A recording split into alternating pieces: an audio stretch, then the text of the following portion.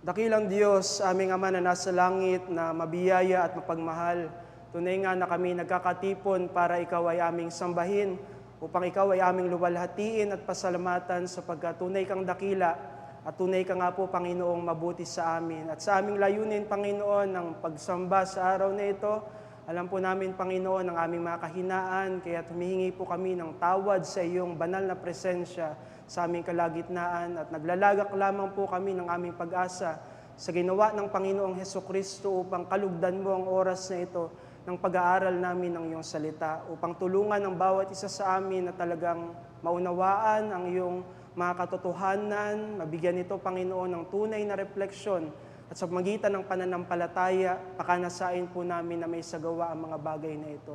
Tunay nga, Panginoon, that in this blessed day of worship, establish mo kami sa kagalakan na nakasentro sa Panginoong Hesukristo as we trust and obey.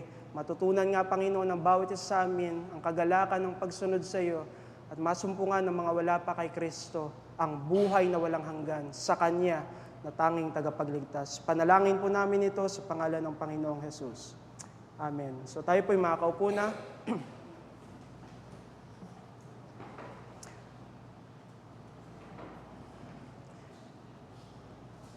Okay, so this morning we will start this new series ng pag-aaral patungkol sa Ten Commandments. At bibigyan natin ito ng mas deeper reflection sa ating buhay pananampalataya because learning the abounding grace, God-honoring, Christ-exalting truths of the Scripture ay significant for impacting the Christian faith. Meron itong resulta sa ating buhay pananampalataya. So particularly the doctrines of grace, the solas of the Reformation and other faithful doctrines of the Scripture must lead us to walk sa maturity sa pananampalataya bilang mga Kristiyano at gayon din sa faithful proclamation na mga katotohanan ng salita ng Diyos laban sa mga maling idea ng sanlibutan, laban sa kanilang mga paniniwala, laban sa ebanghelyo ng Panginoong Hesukristo. We have these beautiful doctrines of the Scripture to encourage us to advance the truth of God at i-defend ito in this fallen world. Kahit yung buhay na kung saan complacent sa pagsunod at gayon din tahimik sa salita ng Diyos sa kabila ng mga maling pagtuturo sa sanlibutan, yan ay manifestasyon. Hindi natin talaga nauunawaan ang mga katotohanan ng salita ng Diyos. Because if we understand these doctrines, we will be faithful in obedience to God. We will be faithful in serving the Lord. That's why a life consistent with faithful teachings of the Scripture, ito ang isa sa manifestation. We will rejoice. We will discipline ourselves in the life of holiness. Kaya after we study the solas of the Reformation, let us also reflect sa katotohanan ng Decalogue because the Ten Commandments serve as an important summary of the Christian standard of holiness. We must be living in holiness. Umuunlad dapat tayo sa buhay ng kabanalan. At meron tayong pamantayan na tinuturo ng Biblia at isa sa mga mahalagang pamantayan ng salita ng Diyos ay ang 10 utos. Dapat tayong makonvict sa reality nito at kahalagahan nito sa ating mga buhay. Isa na ba tayo sa nakakalimot sa kahalagahan ng 10 utos in our Christian life? Isa na ba tayo sa mga hindi sumusunod sa mga katotohanan ng 10 utos sa ating buhay pananampalataya? Hindi dapat ito mangyari sa atin over and over again. We must remember the importance of the 10 Commandments in our Christian life. So we must be convicted sa katotohanan na ito at sa necessity ng 10 Commandments as we follow that duty from the Lord. Kasi this is we must have careful attention from that truth because of a widespread ignorance sa Decalogue. in our generation. So maraming mga makasalanang paniniwala, makasalanang uri ng pamumuhay, at ang dahilan nun is because of ignorance sa Ten Commandments. At yan yung katangian ng sanlibutan. They neglect the Decalogue, they reject the Decalogue. At isa sa mga partikular na filosofiya na namamayani sa sanlibutan that rejects the Ten Commandments ay yung kanilang worldview about relativism. Para sa mga relativist, naniniwala sa philosophy ng relativism, walang fixed moral standard that applies sa lahat ng tao, that applies sa lahat ng sitwasyon. Lahat ng tao may karapatan sa kanilang sariling paniniwala at yung paniniwala mo maaring hindi tama para sa iba. So relative yung katotohanan. Subjective claim ng tao yung pundasyon ng dapat niyang paniwalaan. Because again, like what I said, yung katotohanan sa iyo, maaring hindi para sa iba. So may ganyang philosophy sa sanlibutan at yung paniniwala na yan ay mula sa makasalanang idea ng autonomy ng tao. Ang tao yung dapat masunod.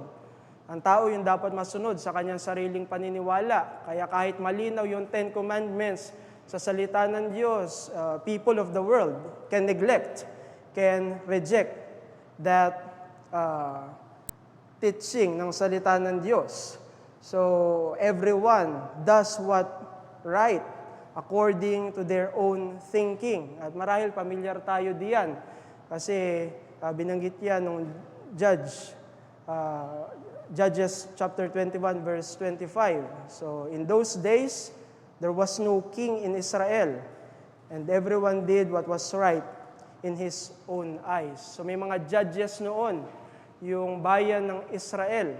At kapag pagka namatay yung judge, nakikita natin sa aklat na yun, bumabalik sa kasamaan yung bayan ng Israel. Gayon yung nangyayari sa bayan ng Israel in this particular book. Kaya kailangan nung isang judge na kung saan walang kamatayan to defend the people of God at i-upheld them sa kabanalan. At yan ay walang iba kundi ang Panginoong Hesukristo. But there is this wrong thinking ng mga makasalanan. So, yan yung mind ng mga taong wala sa Panginoong Hesukristo, the depraved people. So, they are doing what's right in their own eyes. Kaya yung iglesia, in general, tayo bilang mga mananampalataya, hindi dapat gayon. Yung ating maging katangian, kaugnay sa 10 utos ng Diyos. And I want to say, we must be guarded in this wrong attitude. So, kaya be aware sa widespread ignorance to the Decalogue.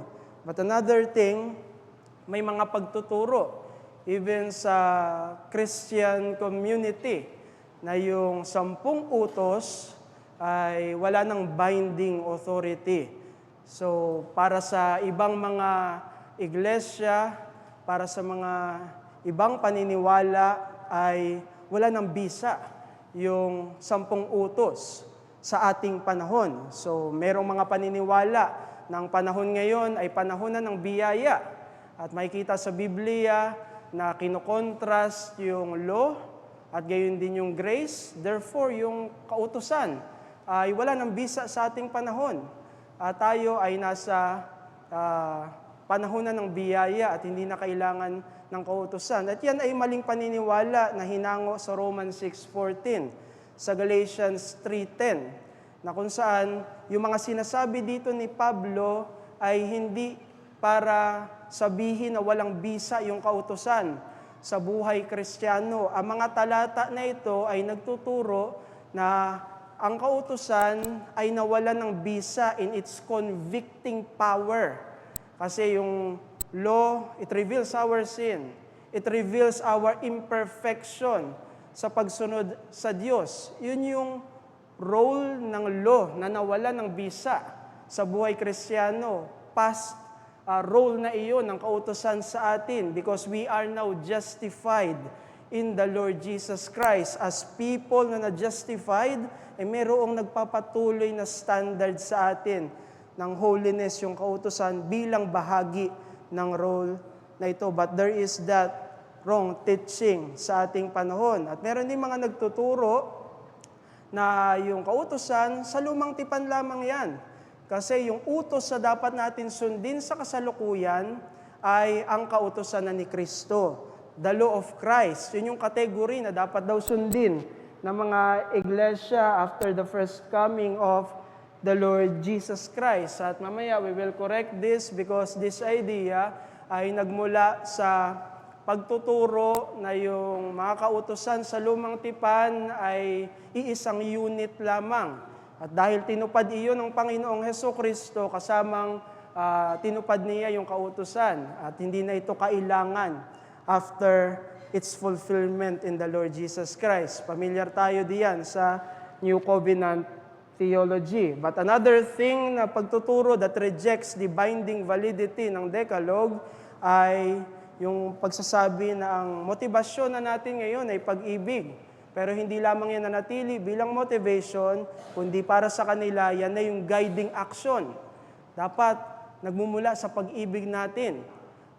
Pag-ibig sa Diyos, pag-ibig sa ating kapwa. Yan yung mga dapat nating gawin sa kasalukuyan. Yan yung premise ng antinomianism that rejects the standard ng pagsunod sa Diyos based sa Ten Commandments because para sa kanila ay pag-ibig na lang yung dapat pairalin. At hindi lamang yan naging motivation, kundi naging directive na nila. At yan ay mga maling turo because it rejects the binding validity ng Decalogue. Because without the law, wala tayong standard to define sin. Yan yung mangyayari in our Christian life.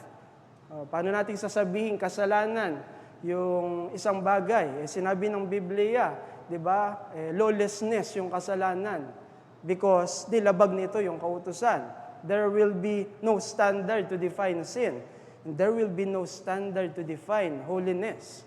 Kaya't mahalaga yung paniniwala sa perpetual nature ng Ten Commandments, even sa panahon na ito ng New Covenant. So, may mga ganitong maling mga paniniwala. Kaya kailangan natin bigyan ng careful attention yung Ten Commandments in our Christian life. Hindi dapat tayo complacent sa katotohanan nito. Hindi dapat tayo manatili na sinusuway ito sa ating kasalukuyang buhay Kristiyano. At para hindi tayo mahulog dito, let us have this introductory lecture pagdating sa Ten Commandments at tingnan muna natin ito in its basis.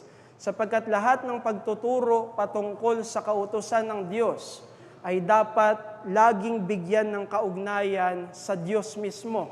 Hindi mo maaring ihiwala yung Diyos pagdating sa kanyang kautusan because these commandments are not merely based on sovereign imposition ng Diyos, ngunit base sa kanyang holy character.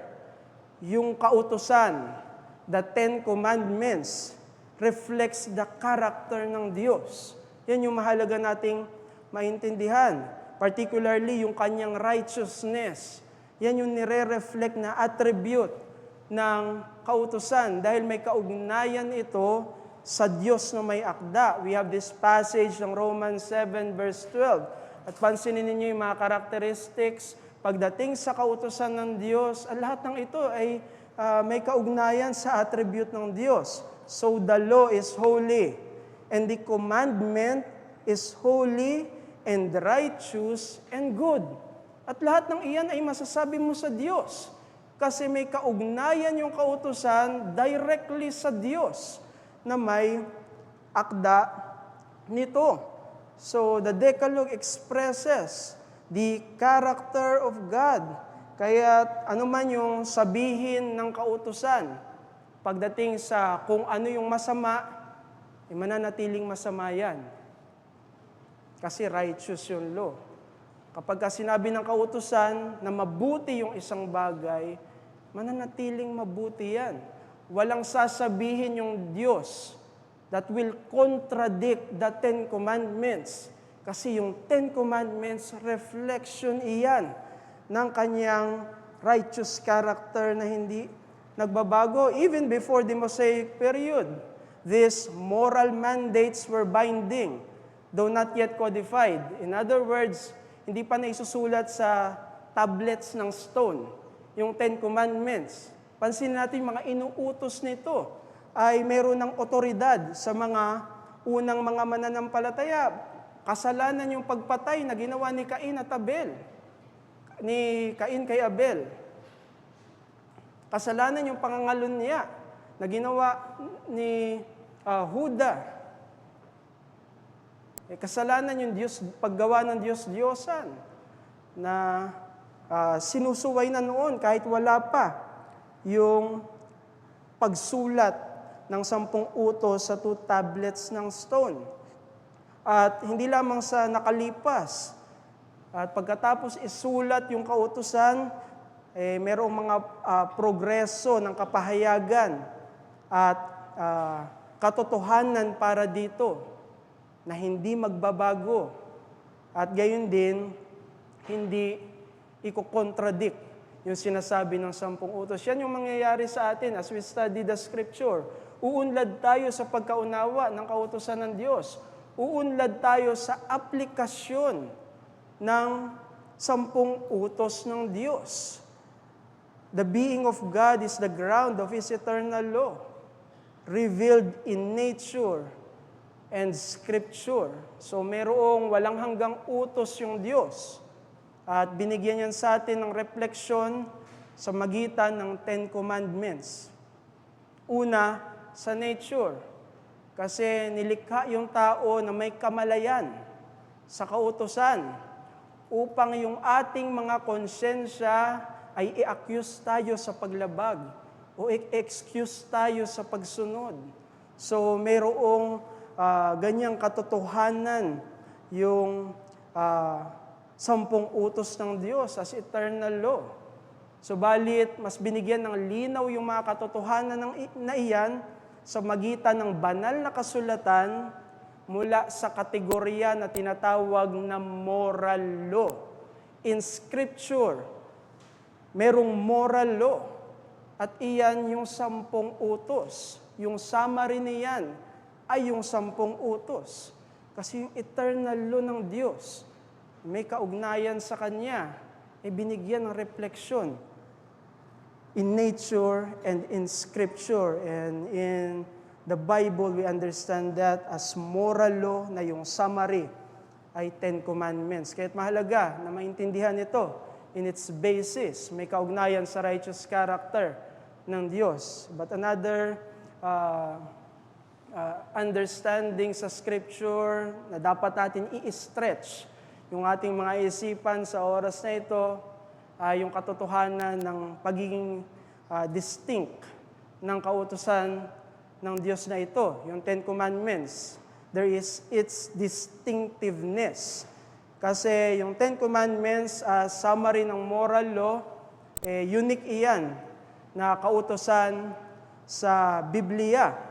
Even sa Old Testament, pinapakita yung kahigitan ng 10 utos mula sa mga ibang utos ng Diyos. Paano natin ito maintindihan? We must have distinction between moral law and positive law. So yung moral law, walang iba kundi yung 10 Commandments kasi yun yung summary ng moral law. Pero ano itong positive law? So yung moral law are commands immutably grounded in God's moral character, which are summarized in the Decalogue. Tiningnan natin iyan kanina from its basis sa righteous character ng Diyos. Subalit mayroong mga positive laws sa Biblia. Ito yung mga commands imposed by God dahil siya ay soberano according sa kanyang purpose in time. At maaari itong mabago. So may mga ganong kautusan. Ang salita ng Diyos na yung kategorya nito ay positive laws. Positive laws kasi ini-impose lamang ito ng Diyos according sa kanyang specific purposes in time.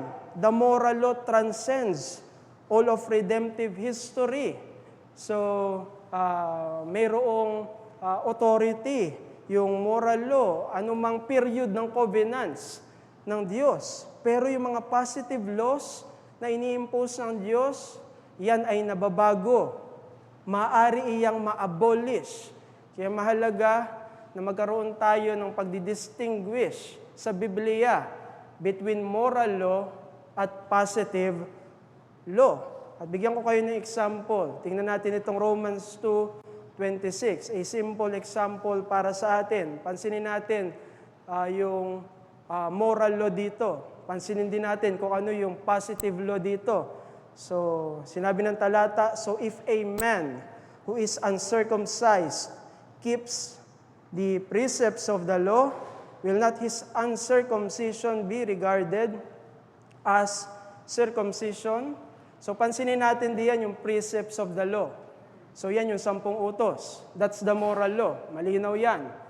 Pero pansinin natin yung circumcision. Bilang pinag-utos ng Diyos sa lumang tipan. Sinasabi ng talata, dahil sa fulfillment mula sa Panginoong Hesukristo, pwede na daw siyang hindi sundin.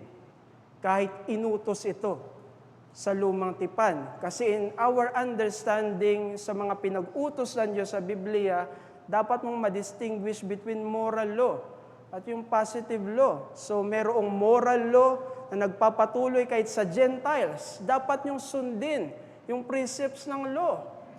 Pero yung circumcision na para sa mga Hudyo in the Old Testament, pwede nyo na yun baliwalain. Because in this text, positive law, yung circumcision.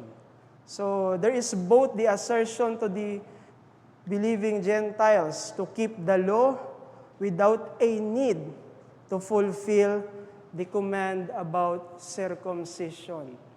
At may mga ganyan pang pinag-uutos. Yung salita ng Diyos sa Biblia, may positive law during the time ng covenant of works kay Adam. Hindi na natin kailangan sundin yung pinag-utos doon kay Adan kasi nabuwag na yung covenant of works na kanyang hindi sununod.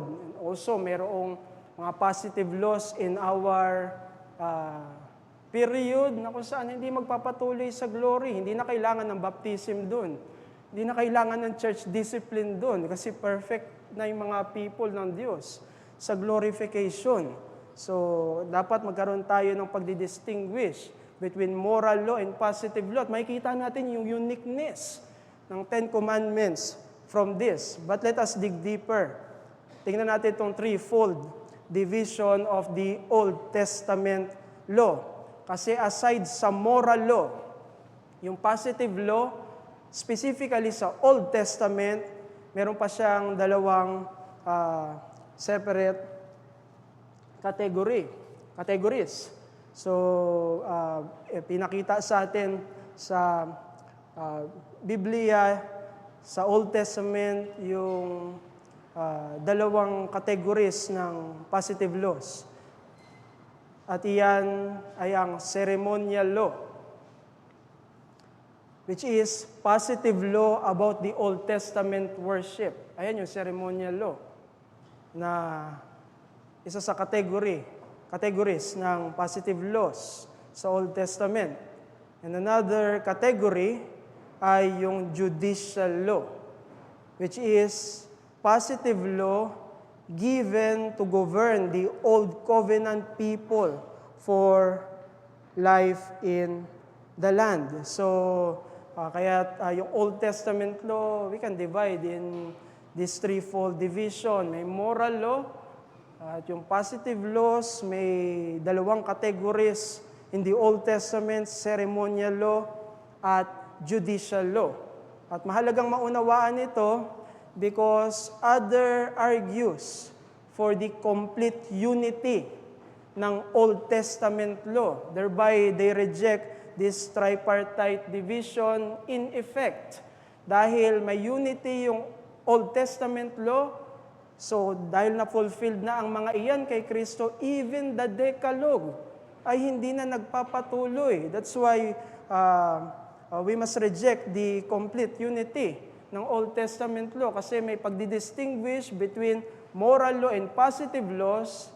At yung positive laws may other categories, specifically sa Old Testament, ceremonial and judicial laws. At meron tayong malinaw na talata para maunawaan itong threefold division ng law. For example, itong Deuteronomy chapter 4, verse 13 up to verse 14. Pansinin natin yung mga kategorya ng kautusan na sinabi ng salita ng Diyos in this particular passage. Malinaw diyan yung 10 commandments. Subalit may binabanggit din na statutes that in the original iba ng lingwahe sa 10 commandments. Kasi tinutukoy niyan yung ceremonial law. Itong statutes, diyan sa talata, yan yung original word na kung saan ginagamit sa some parts ng Old Testament regarding their purification rituals. Kasi tinutukoy nito yung ceremonial law. At may sinasabi ding rules. At yan yung mga batas to govern the life in the land ng bayan ng Israel. At yung particular original language sa salitang rules, yan yung ginamit sa talata ng Exodus 21, verse 1 and following, how a Jew must treat yung kanyang alipin.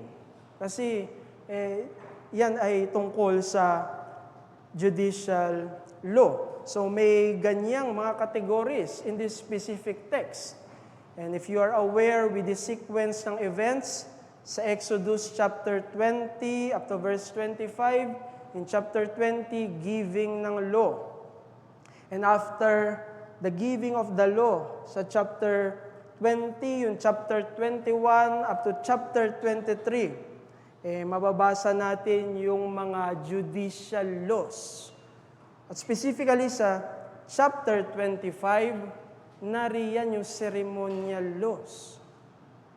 Because there must be a distinction between moral, ceremonial, and judicial law to understand which serves their unique purpose in the Old Covenant and which are binding on the New Testament believers. At hindi lamang ito malinaw sa Biblia as our biblical foundation, meron tayong confessional argument para dito. Sapagkat sa ating confession in its chapter about the law of God, pansinin natin yung assertion about the moral law sa paragraph 2 ng chapter 19. It talks about the moral law. Hindi ko nababasahin, but you can check that for yourself. But not only the moral law, sa paragraph 3, naroon yung ceremonial law. And guess what? Even judicial law ay na-reflect sa ating confession in its paragraph 4, chapter 19. Kasi yung positive laws in the Old Testament ay may categories na ceremonial at judicial laws. The ceremonial and judicial laws were to be kept only in the Old Testament land of Canaan. But the Decalogue, it was written on the hearts of every believers in both the Old Testament and New Testament and must be kept wherever God's people are. We are familiar sa discourse ng Panginoong Hesukristo sa Samaritan woman. At mahalaga yung talata kasi naroon na pinahayag ng Panginoong Hesus yung tamang pagsamba. Pamilyar yung bawat isa sa atin sa story na iyan. Pero bago ituro ng Panginoong Hesus yung right worship, di ba tinuro niya yung tubig na kung saan yung bawat iinom ay hindi na mauuhaw. Kasi may kaugnayan yung pagsunod sa kautusan, katulad ng pagsamba, even sa mga ililigtas after the coming of the Lord Jesus Christ. But let me give a case, even sa Old Testament. Yung 2 tablets ng stone, nilalagay yan sa kaban ng tipan sa Old Testament. At yung kaban ng tipan, dadalhin yan saan man naroroon yung bayan ng Israel. From tabernacle hanggang sa temple, dinadala yun. Kasi yung kautusan, yung category ng moral law, yan yung dapat sundin ng mga tao wherever they are. From the Old Testament at New Testament. So kaya mahalaga yung pagkaunawa sa uniqueness ng 10 Commandments sa Scripture. So as we establish yung kaugnayan ng 10 Commandments sa Diyos at yung pagiging distinct nito from other laws, dito sa conclusion na ito, hindi ito maiiwasan. Dito dapat tayo mauwi sa pagkaunawa sa 10 utos ng Diyos. Its perpetuity. The moral law not only precedes its codification in the Mosaic period but also continues in the New Covenant. Nagpapatuloy yung otoridad ng kautusan para sa ating duty towards God at towards sa ating kapwa. Itinuro iyan ng Panginoong Hesukristo sa sermon sa bundok sa Matthew 5 to chapter 7, maraming apela diyan ng Panginoong Hesukristo na mula sa katotohanan ng kautusan. Yung mga members ng kanyang kingdom, sa kanilang matatagpuan yung tunay na pagtupad sa kautusan in contrast sa external obedience lamang ng mga religious leaders during the time of the Lord Jesus Christ. Even the Apostle Paul, itinuro yung katotohanan ng kautusan. Familiar tayo sa 5th commandment na kanyang itinuro sa Ephesians 6, verses 1 to 2. At the Lord Jesus Christ, inassert yung contents ng kautusan ng Diyos. Even sa New Testament, so sinamarize niya yung 10 Commandments sa kanyang pagsagot sa tanong ng mga Pariseo patungkol sa kautusan ng Diyos. Mayroong kategorya yung 10 utos para sa pag-ibig natin sa Diyos. The first to 4th commandments. Ngayon din, merong kategorya yung kautusan ng Diyos kung paano iibigin yung ating kapwa mula sa 5 hanggang sa 10 utos. So, makikita natin yan sa New Testament. Mahalaga yan because in our day, another rejection, yung dapat maging aware tayo sa binding validity ng Decalogue. At yung iba, nag-a-appeal sa case ng Sabbath command. Yan yung sinasabi nila. Hindi naman inulit yung Sabbath command sa New Testament. Therefore, sa Old Testament lamang yung kahalagahan ng 10 utos. Because ito yung kanilang sinasabi to reject the perpetuity ng 10 commandments. Subalit, let us be aware. It is wrong to reject the importance of the Old Testament if something of it is not repeated in the New Testament. We cannot have that kind ng principle sa ating interpretation at practices mula sa mga katotohanan sa lumang tipan. Dahil kung sasabihin mo kapag hindi inulit ang bagong tipan, marami kang i-reject sa Old Testament. At mahalaga yung Old Testament sa atin. Kasi maging sa bahagi niya ng kasulatan, pinalalalim tayo sa dakilang katotohanan ng kaligtasan mula sa Panginoong Hesukristo. At maraming mga instructions sa Old Testament na makakatulong sa ating Kristiyanong pamumuhay, even as people of the New Testament. We cannot have such principle na kapag hindi sinabi hindi inulit ng New Testament, ang bahagi ng Old Testament, wala na yung kahalagahan, wala na yung mga bisa. We cannot have that as principle. But another thing, dapat nating maunawaan, in terms ng Sabbath command, inulit ito sa bagong tipan. The Lord Jesus Christ claimed sa kanyang sarili, siya yung Lord ng Sabbath. In dialogue sa mga Pharisees with their man-made rules, ang dapat nilang sundin ay ang Panginoong Hesukristo sa kanyang mga itinuturo sa Sabbath. Because Christ is the Lord of the Sabbath. At alam natin, and I hope you still remember, yung Hebrews 4:9, na yung technical term na ginamit mismo ng manunulat, unique yan sa Hebrews. Kasi para sa kanya, yung kapahingahan na darating sa walang hanggan, natitikman na natin sa observance ng pagsamba sa Panginoon. At sa baptismos, yung term na ginamit niya. For that, inulit yung katotohanan ng Sabat patungkol sa bahagi ng New Testament. So, there is the perpetuity of the Sabbath command. At yan ay ino-observe natin sa Christian Lord's Day of Sunday.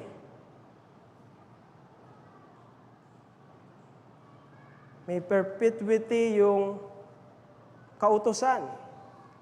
And even in this specific command, the fourth commandment, yan ay nagpapatuloy na duty natin, even as New Testament believers. Kasi yung reason for that, yung Sabbath ay creation mandate. Instituted iyan ng Diyos na gawain sa sangkatauhan na kanyang nilikha.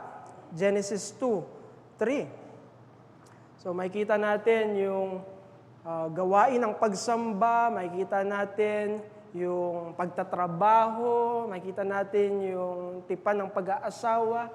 Kasi may mga pinag-utos yung Diyos sa kanyang paglikha, sa sangkatauhan. At isa dun, yung pagsamba. So to disregard any of these ordinances will prove dehumanizing. Hindi tayo namumuhay sa ating kalagayan bilang mga tao kung tatanggihan natin itong mga pinag-utos ng Diyos sa kanyang paglikha sa atin. God intended for the good of humanity. That good is missed when disregarded. And attempts to tamper with this principle in history proved counterproductive. We can check yung mga nangyari sa kasaysayan, katulad ng pagbabago sa mga araw ng linggo na ginawang 10 araw noon sa panahon ng French Revolution, at naging counterproductive yan sa pagtatrabaho.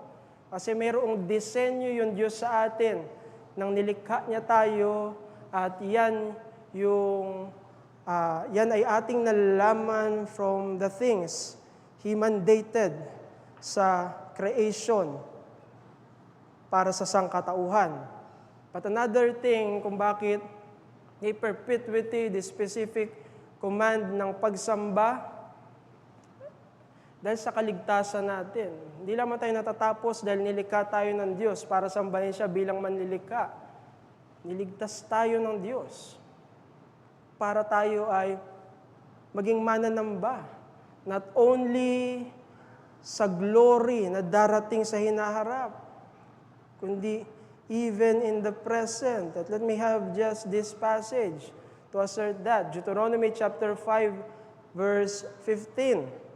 After Yahweh Himself inutos yung pagsamba sa bayan ng Israel based sa paglikha sa kanila, mayroong pag-uutos sa kanila sa gawain ng pagsamba dahil niligtas sila ng Diyos sa kamay ng Ehipto. Sinabi ng talata, "You shall remember that you were a slave in the land of Egypt, and the Lord your God brought you out from there with a mighty hand and an outstretched arm. Therefore the Lord your God commanded you to keep this Sabbath day." At sa pagkaunawa natin sa fullness ng revelation, dahil dumating na yung Panginoong Hesukristo, yung freedom from the slavery from Egypt, type iyan, anino, shadow ng redemption ng Panginoong Hesukristo sa kanyang mga tao. And you have this text that we must observe the Sabbath sapagkat niligtas tayo ng Diyos. And again, I already said about sa encounter ni Jesus Christ sa Samaritan woman. But also the nature ng moral law itself. Hindi tayo maaring pumili sa 10 utos na ito lamang yung ating susundin. Kailangan sundin yung lahat. In fact, kapag nilabag mo yung isa, nilabag mo yung lahat. Yan yung sinabi ni Apostle James sa kanyang epistle. Because the moral law, a unit. So as moral standard, the 10 Commandments, it defines for man what is right and wrong permanently. That's why sa ating introductory lecture dito sa 10 Commandments, mahalagang ma-establish tayo sa mga katotohanan na ito. So in this Christian Lord's Day of Sunday, bakit siya naging Sunday? Kasi yung nagpe-perpetuate, hindi yung day, kundi yung duty. From the Old Testament, mayroong Sabbath na ino-observe nila dahil sa dakilang gawain ng paglikha ng Diyos na natapos sa last day ng linggo. But there is this greater work ng Diyos sa salvation. At natapos ito sa resurrection ng Panginoong Hesukristo sa araw ng linggo. Kaya we observe the perpetuating duty ng Sabbath sa Christian Lord's Day, ng Sunday. That's why the standard is the 10 Commandments in observing this duty ng pagsamba sa Panginoon. Hindi yung ating mga individual preferences. Understanding the duty ng pagsamba as creation mandate, at may revelation sa Mosaic period, may fulfillment sa Panginoong Hesukristo. Makikita natin yung progress ng revelation sa command na ito para higit natin tuparin ang araw ng pagsamba in comparison sa mga Old Testament saint.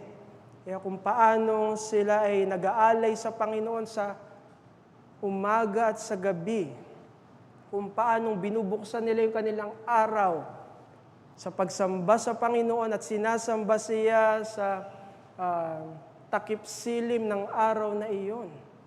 Umpisahan natin yung araw na ito ng pagsamba sa Diyos at i-anticipate natin later to worship Him again as we will close this day to glorify our God na ating manlilikha at siyang ating manliligtas. So as heirs of Reformation, believe and defend the binding validity of the Decalogue. Nawa, gamitin mo yung mga katotohanan na ating tinalakay ngayon para ma-establish ka sa katotohanan ito. Maging mahalaga sa iyo yung 10 utos. At tuparin ito sa biyaya ng Diyos. And also defend this truth from the Word of God. And as heirs of Reformation, our understanding of Reformed theology must be reflected in our practical obedience to the Decalogue. You cannot separate the Decalogue sa iyong pagkaunawa sa Reformed theology at sa iyong growing understanding ng mga faithful doctrines na ito. sa salita ng Diyos. Bigyan mo yan ng refleksyon sa pagtupad mo ngayon sa 10 utos ng Diyos, because the 10 commandments which originated from God are a central law for both the Old and New Covenants. Pinakita yan sa atin ng Old Testament at New Testament, required by the Old Testament sa napakaraming mga talata. Subalit, it is also affirmed sa New Testament. The law of God, the 10 Commandments, hindi nito sinasagot yung ating guilt sa Diyos. It only shows our duty, consistent sa Old Testament at New Testament. The law of God, hindi tayo pinababanal nito. Again, sinasabi lamang nito yung ating duty para sa kabanalan. Dahil masusunod lamang natin yung kautusan sa magitan ng pagkilos ng banal na Espiritu. And again, consistent yan from the Old Testament at New Testament. So we still have time sa ating Q&A.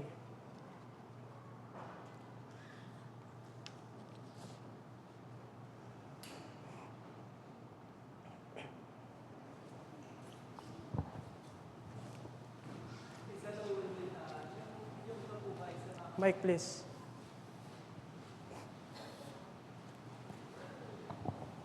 Yung law po ba ay makakapag-save sa atin? I just said sa aking conclusion, yung law, hindi nito ma-answer yung guilt natin sa Diyos. Kasi yung office para diyan ay yung gospel. Yung law, sinasabi niya lamang yung duty.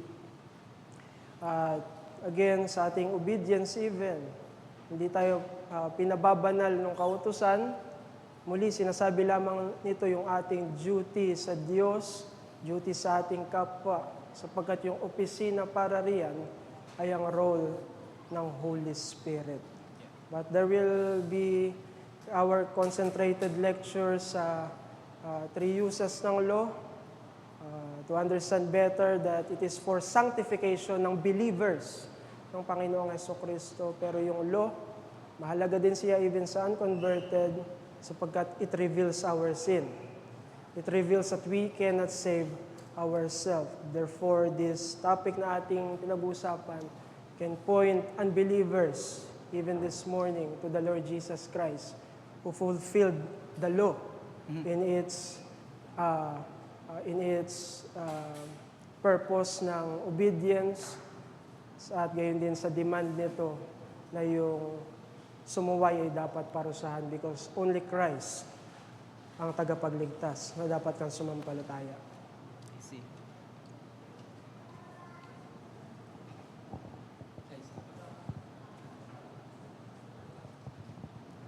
Brother,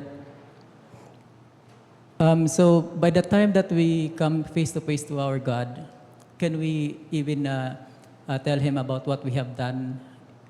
Like example, Lord, I tried to follow, I did follow your law. Is that make us counted as a righteous? So pagdating sa scripture ay mayroong limited revelation yung scripture in terms ng mga specific detail sa coming glory, subalit may mga sapat na katotohanan nito para ituro yung darating na glory natin sa Panginoong Hesukristo. Naroon tayo sa langit, according sa Scripture, not to rejoice o congratulate yung ating mga sarili. Naroon tayo sa langit para talagang mas mag-glorify natin yung tanging tagapagligtas.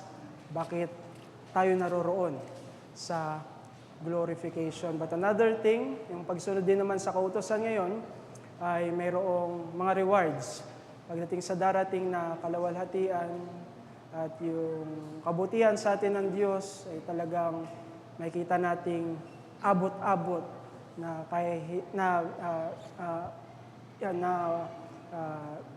may pangako siyang gayon sa atin sa higit nating katapatan in this life. There is that greater blessedness to motivate even our present obedience as believers sa faithfulness sa Ten Commandments. Yeah, and that's the faithfulness of God, not ours. Yeah. Is a man justified by the law or justified by the faith? Again, kapag sinabi nating walang kaligtasan sa kautusan, yung justification, bahagi iyan ng biyaya ng kaligtasan. Kung hindi na natin, from that category ng salvation, you reject the purpose ng law for salvation, in effect, even sa blessing and justification, it is not by the law. In fact, tinalakay namin sa review ng 5 solas, yung justification is by faith alone, in Christ alone. Amen.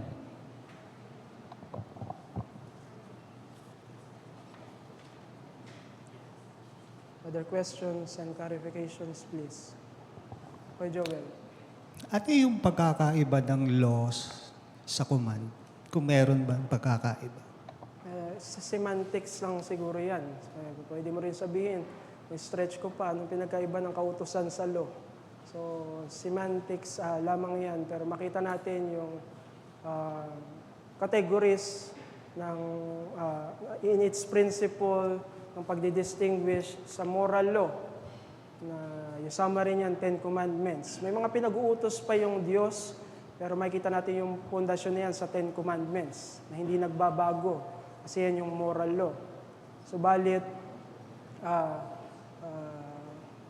may category din ng positive laws, at yun yung mga nababago. So, yun yung important na katotohanan na dapat nating ma-distinguish pagdating sa Scripture, hindi yung mga synonymous terms. Because even the commandments, ginamit sa 10 commandments as tinatawag na summary ng moral law.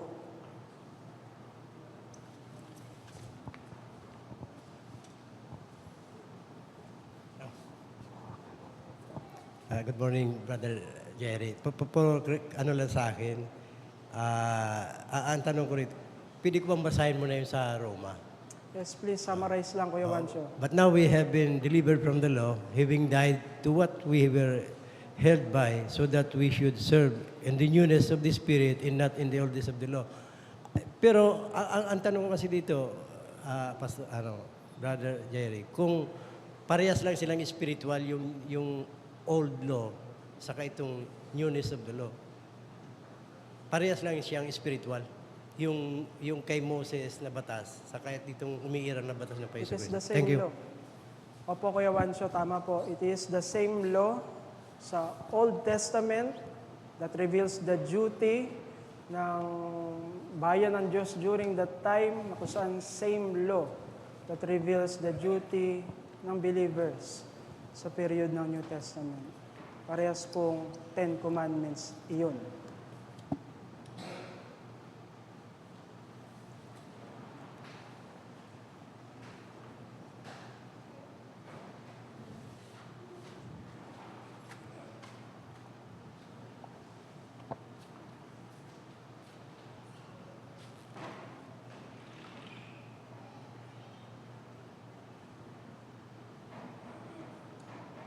Questions or clarifications pa po?